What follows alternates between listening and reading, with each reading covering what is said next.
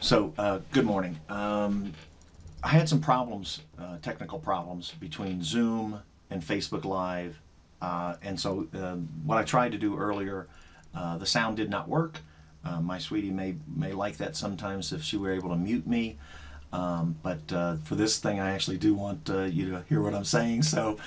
Let's just jump in. This has to do with the housing. This is my second session. The first session I did had kind of laid out kind of my thoughts in a couple of different categories of challenges and opportunities. So let's just jump in. So the first, I want to start with a shout out to Tom Murphy of YouTube channel 71. Many of you may know Tom, but he does an incredible service for Trinidad, and the city is really, I just love what they do to allow these meetings and encourage these meetings and retreats and work sessions and forums to be recorded. Because over the last, we had COVID going on. It was really hard to get to meetings, and it was hard to actually schedule your time to be there at the same time. And having these recorded and made available someplace was really helpful to me. I've watched, I'm going to say, several hundreds of hours of videos going back as far as Tom has recorded of town meetings, tourism board meetings, work sessions, etc., in order to make sure that I'm trying to come at this job the most knowledgeably I can. And so his Trinidad Times TV 71, if you go to YouTube and you search for Trinidad Times TV 71, you'll find him there. And it's a great service, and he's made it really easy for all of us, especially me, to keep up with city affairs and to catch up on, to know what I don't know. And so what I want to jump in about, Trinidad got on me and my sweetie's radar about 6 years ago, maybe a little more, 6 years ago, I think, October. And we started coming down here, fell in love with the place, the history, the streets, the architecture, the people, the amenities, the river, the train. I mean, I could just keep going on. We don't have that kind of time, but we just fell in love with the people. We just fell in love, and we decided we're going to be here. And so we came down here. One of the things, and so we acquired some property. All of them, in full disclosure, all of them are multifamily, duplex, triplex, that kind of thing. And so in looking at that, I went and grabbed a copy of the Municipal Code, Chapter 14, Land Use Code, and started and read that, and I found it to be something that obviously was written at a time where it fit the situation. It fit where Trinidad was at that time.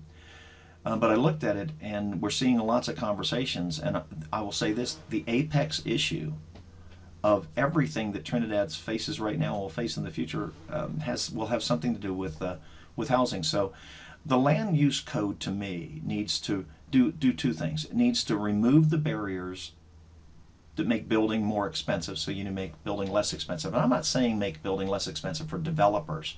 I'm really not a big fan of big developers. I'm sorry if you're a big developer, you catch this, but I'm a fan of local businesses actually being the tip of the spear with the building new homes and new projects and those things. I like the small builder, and the builder that actually drinks the water here and flushes the toilet here and lives here. That's the folks that I want to make things less expensive for, but I also want to make things less expensive for you, just somebody that wants to build something on your property, on what you own, either by building your home a little bigger because your family grows, by finishing out your basement, by putting something out in the garage that's out in the alley. I want things to be less expensive for you. And here's the thing: right now, based on building materials, nobody has the power to do anything with regards to that part of the equation. That's expensive, but we can remove some barriers that make it less expensive. And that's what I think the land use code should do, provided that it's actually making it to where the things that are built conform with the desires and the intent of the community. Okay. Right now, this is great. The mayor and the city council have undertaken a housing needs assessment. I think that's really important, and it's a great time to do that. And I love what they're doing with that, because you don't know what you don't know sometimes, and I might say that from time to time we don't, and we need to get a handle of that. But keep in mind, that's from outside. That's outside experts coming in and assessing where we are, but it doesn't take into account the values and the desires of the folks who live here. And so Sky Tallman, our city planning director, he has an affordable housing and neighborhood value survey underway this month. I'll post a link below wherever this video will be. There will be a link posted. I've already posted it on my Facebook page, which is Pat for Trinidad Co. And so you can go there, and this video will be posted there. But I really encourage you to go take that survey. So let's start with some baseline facts. I apologize for the duplication in this slide. Trinidad's average income, the median income, right in the middle, household income in 2019 was $37,000, a little bit more. That's low. Trinidad's population, so the folks that live here right now, us, in a quarter of us, earn less than $25,000 a year. The middle rate, the median rent in Trinidad is $925. And so to afford this rent, a family must have an income at least $33,000. Well, a quarter of our population already is underwater, okay? New housing is necessary for us to address all these issues, and especially for the folks that are already here, especially the folks that went to school at TSD1, that graduated from our high school, or either the two school districts, or are going to TSC. So here's a couple more things, and only one thing on this slide I need to cover. Whether we build affordable or market rate housing, it doesn't matter. Affordable housing, market rate housing, we need more housing. This was a question recently asked, and it's kind of what the premise, I think, is of what Sky's trying to do with the survey, is what are the values that Trinidad citizens want the housing code to protect against being done, and what do you want to be done? What do you want to encourage? What out of the housing options and the toolkits there, what would you like to see? And out of all the things that are being done all over the place, what would you not like to see? Now, here's the thing another fact is that Trinidad was the first mountain town in Colorado, historically. We're the last to develop, and so there's a lot we can learn from the successes that other mountain communities have done in order to address these same problems, because they're ahead of us on some of these challenges. It's also a way for us to learn from their mistakes, and I think we do model some of the success. And so what do we want? What do we not want? Here's the four big barriers to some of the challenges we have with regards to housing. And the first one is lot sizes. And so kind of a solution to that is to reduce what a buildable lot size can be. Okay, another option is to allow mixed lot sizes. So, and here's the thing, this isn't new to Trinidad. Drive around town, drive around certain of our communities, and you'll see where an old coal or mining or lumber or cattle baron or successful person build a big house on a big lot, and two houses down is a small house on a small lot, and down the street is a duplex, and around the corner is an older house that got turned into a triplex. So we've already addressed some of these things in the past, so these aren't new ideas under the sun. They're just new for us right now. Okay. Now, lot sizes are one of the big things that you can do. What that does is it allows more housing options to be built in the core area of our town. And why that's important is that's where our locally owned businesses are. That's where our museums are. It's where our restaurants are. It's where our cultural stuff is. It's where our growing creative economy and artist economy is growing from. It's where we all are. It's our streets. It's the stuff where people come here and they fall in love with it. So being able to have people able to build different kinds of homes on smaller lots helps with our core business, helps with our core area, which also helps with all of our businesses in our core area, which also does a lot of other good things. Setbacks. Again, over the decades, over the time, if you drive around Trinidad, you'll see that there are houses, big houses, that are way back from the street. There are big houses in the middle of the lot, and there are big houses on the front of the lot. And close to those, within certainly easy walking distance, close to those, are houses, smaller houses that are set back to the alley, and smaller houses that are towards the front. So setbacks really have a lot to do, and written in a certain way can be barriers to growth. Written in another way can encourage the growth that you want, okay? And we already have had that. These challenges that we have right now have already been met and successfully met by Trinidadians of the past. Density limits. Currently the density is 25 units per acre. But you go to different areas around Colorado and you could double that density and still not have tall buildings any taller than what we currently have. And you can do it tastefully, and you can do it where it matches the historical character of an area, and you can do it where there's more housing options for more people, irrespective of class, affordable housing and market housing. Parking requirements. And this is a biggie, and I'm going to take some time during one of these upcoming sessions to really try and dive into this and at least give you my perspective and thoughts on it. But parking requirements, become a big issue and a big barrier in downtown or core areas. And some of the ways that we need to address that are reducing the number of cars that drive downtown and need parking. And making it more walkable, making more pathways to town, making it more bikeable, those kinds of things. There are some options, but one of the things I'll address this in the future as well, is some of the answers to parking actually reside in improved transportation. It's not just building more parking. We've seen in Denver and lots of other communities where you build a big parking garage, and by the way, they are very, very expensive to build. Parking spaces are expensive to build. Parking garages are really expensive to build. So you have to, when you build a parking, garage, you're actually maybe not doing some other building that you want to do, but they're very expensive. And we find out that as soon as they built that, Castle Rock is a good example. They built a big, parking garage, and now they need another big parking garage because they never really addressed some of the real underlying core problems. So here's a known example of some of the things in the chapter 14 of the land use code, and the city and Mike and the city manager are working towards this. They know about this problem. They're working towards it. Some of the things I'm sharing aren't new. It's what any reasonably prudent person that had experience would look at this code and say, these are the things that need to be changed in order to adapt and match the times in which we live in right now. And so many times these things are written. So a lot of these codes, municipal codes, especially for smaller cities and towns, are boilerplates. You take something from law that's already been used other places that are similar, and you use those as kind of the template or the boilerplate, and you add things in, you change things around to match what the values of the community is. So some of the original reasons for the 612 roof pitch, just to give you kind of some background to this, was it wanted to encourage the building of Victorian homes or homes that match that style. Okay.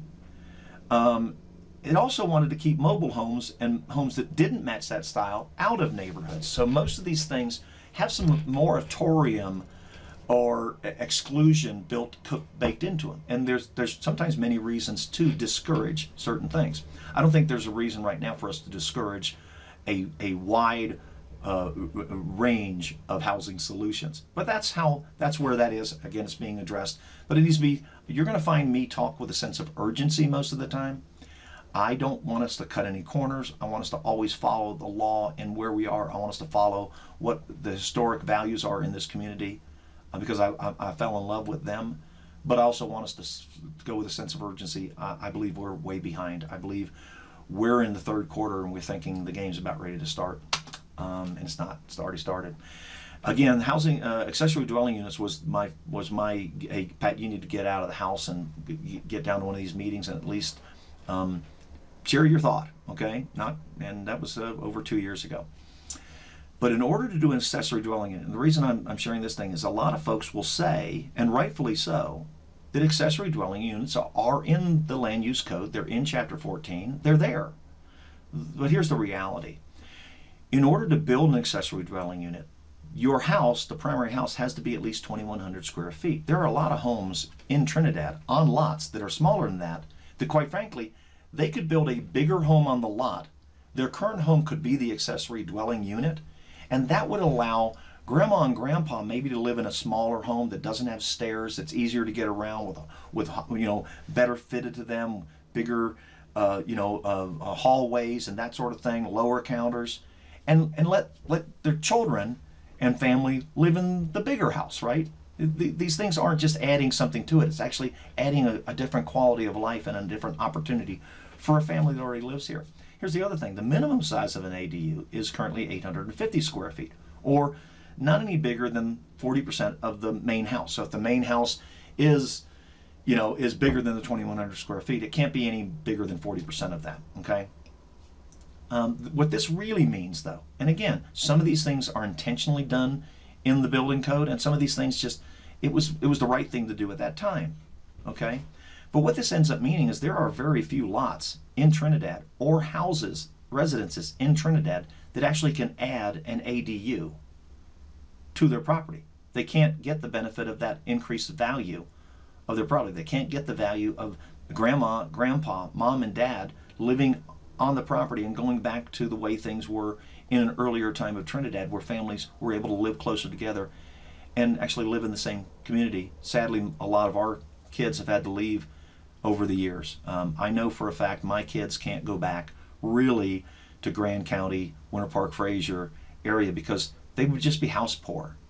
And so they can't go back to the place they love. They can visit like everybody else and get an Airbnb there, but stay with some friends, but they can't live there. And so I don't want that for your kids. I don't want that for the kids that are here right now. Off my soapbox. Means there's very few there. So what it kind of means is we have a moratorium against ADUs. If you wanted to make an ADU right now, you couldn't do it.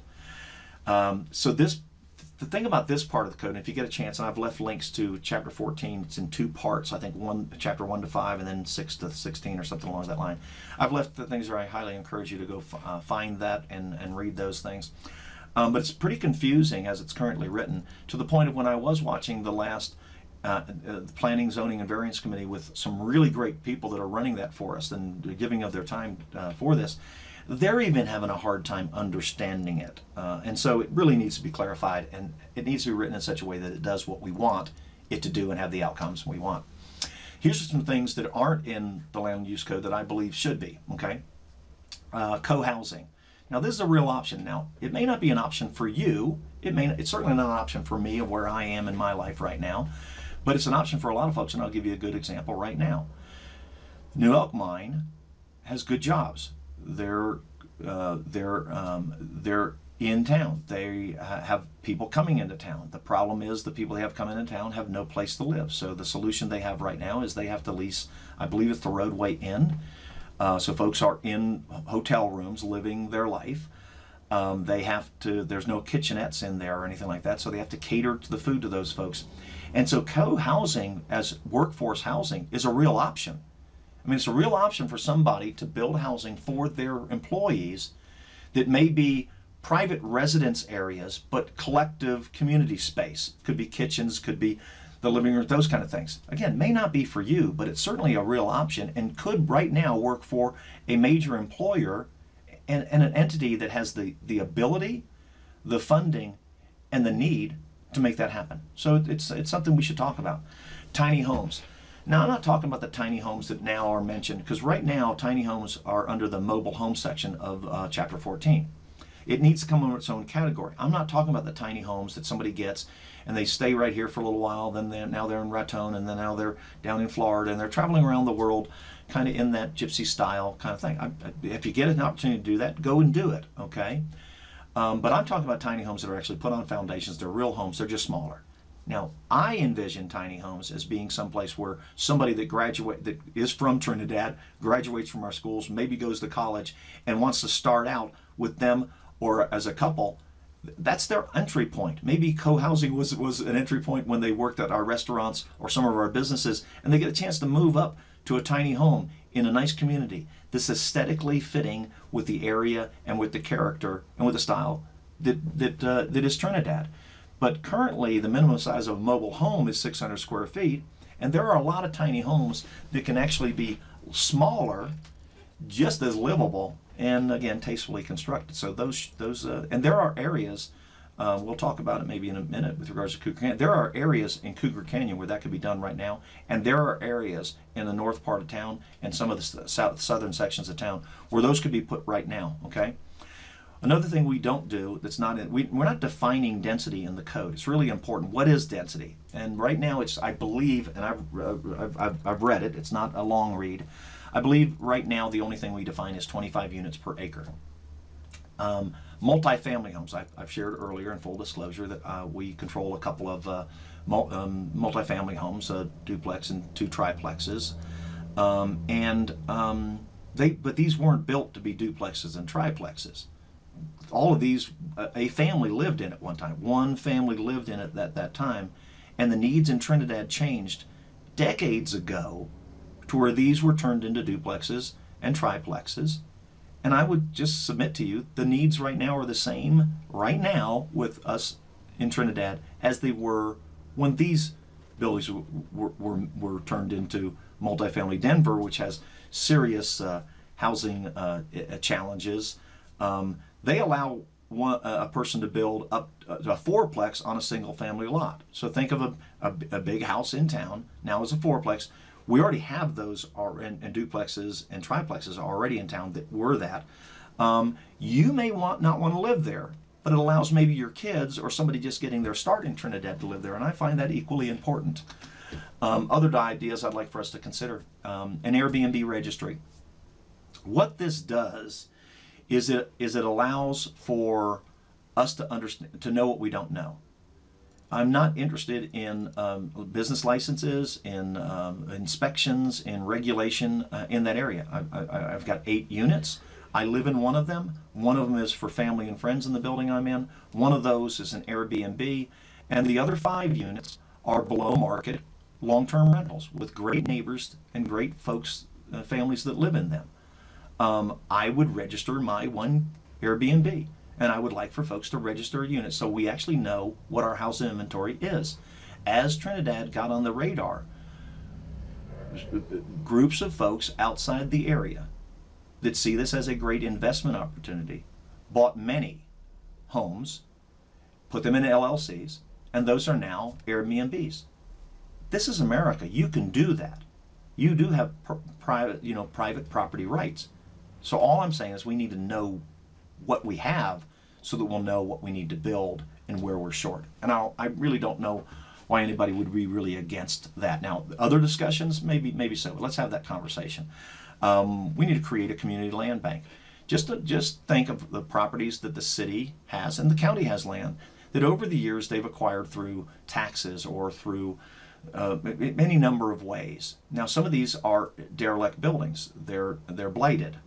Some of these are lots, and some of these are lots that actually can't be built on, that the city owns, that potentially they can't even build on because the land use code doesn't allow even the city to put these into the inventory. So a land bank would actually be a resource, an asset we have that we could actually bring to developers. And again, when I'm talking about developers, I'm talking about you, I'm talking about smaller developers, I'm talking to folks that are already kind of in business in Los Angeles County. I'm not against anybody coming into town, but I'd like for us to get this first wave of solution done with us. And so that's what a land bank is. Cougar Canyon resolution within the next 2 years. When you run for mayor in Trinidad, it's a 2-year period. Town council 4 years, and mayor 2 years. I believe there's a lot of things we need to do. I also believe that you need to actually prioritize things. You need to run with a budget prioritization, match your budget to the priorities you have, and we need to do certain things. But I would say to you right now, one of my, outside of housing, I see Cougar Canyon and the resolution of that as part of housing solution, and I will be aggressive in that. When I say aggressive, I mean aggressive in collaboration. I mean aggressive in collective ideas. I mean aggressive with working with the current landowners out there that have things. I do not mean resurrecting the golf course. I don't think Jack Nicklaus is ever coming back here and putting his name on there or even one of his company's names on there. Okay? To me, it's open space. If somebody wants to do that down the road, fine. The hotel and the commercial space out there, I don't even, when I go out there anymore, I just don't even see it. I've made it invisible in my mind because to me, it's a big, ugly frog on that property, and there's other things we can work with. I believe the solution there, just to kind of throw one of my cards out on the table, is that we need to get aggressive with the owner of the golf course and the hotel and push them to some resolution of what they're going to do. But the idea of them sticking around forever, thinking that one day they'll be able to kind of cash in on that while hurting the community in which they've supposedly invested in, that conversation needs to be heightened a little bit and maybe a little more aggressive. Landowners out there, I'd love to work with them. In the last 10 months, something has happened that's actually going to make available about 130 buildable lots, 14 easy, some others that will require things. Yes, will the city, the county, and a lot of stakeholders have to actually work with them, sit down at the table, maybe have taxes, liens, and those things go away in order to have those lots built on? Yeah, I see that as one of the things that has to be strongly considered, and certainly I would be in favor of the right mix of those things happening. But it's potentially possible for us to be building 130 properties out in Cougar Canyon area next spring, and when we build 130 properties out there, it will free up some properties in our core area for other folks to be here. I'm also for, and again, most of the things I do, I like to bring experts in. I like to bring the people that are most affected by those decisions in. And so I would like to get serious input in the real estate, from the real estate professionals in our area. But I would like to have a conversation about a real estate transfer tax with the funds from those fees going towards workforce housing. This is done in a lot of places. It's done all the time with developers, to where, they're going to develop X number of homes. We have something that says you need to create Y number of affordable houses, and instead they pay a fee in lieu of doing that thing. By the way, I'm kind of against that, unless you know where those fees are going to be earmarked and they actually address housing again. But I would like to, when real estate is sold from one person to another, that a fee from that, again, to be discussed with realtors and professionals, a fee from that is put into a fund that would go towards workforce housing. The question kind of in this survey, I think the bottom line question that Sky is asking, and I'll set the table with regards to that, how he's doing this thing, is if Trinidad were to grow by 20% over the next 5 years, which is likely to happen, everything's going to be different. You can't have 2 state parks, a river runs through it, an incredible downtown, the history and historic culture and diversity of a growing creative and artistic economy, and have things where they are right now. You just can't do it. So things will be a little different. And so the main question in the survey ends up being, what would you like to see Trinidad's housing choices be? For you, but also for your neighbors, for other folks, for the problems you see out there. What out of all the things that are out there in the toolkit, which tools should we bring into the market in order to make and address and make things a little better? So, community action. I'm taking action right now. I'm running for mayor. So I don't know anything more you can do. A lot of times you can be upset at things. You can have different opinions. You can do things, but the best thing you can do in a democratic society is a step forward, and I appreciate everybody that ever does that, and that's what I'm doing. So the main things is, how can we remove barriers to make building less expensive for everyone? If you just wanted to build an ADU, if you wanted to extend your house, or local builders that want to actually address aggressively our housing problems. There's a housing needs assessment being done. That's very important. That's from outside. That, in conjunction with Sky Tallman's affordable housing and neighborhood values, those things together are going to be really good tools and really good data from which to proceed with. And so I just encourage you to get involved. Thanks very much.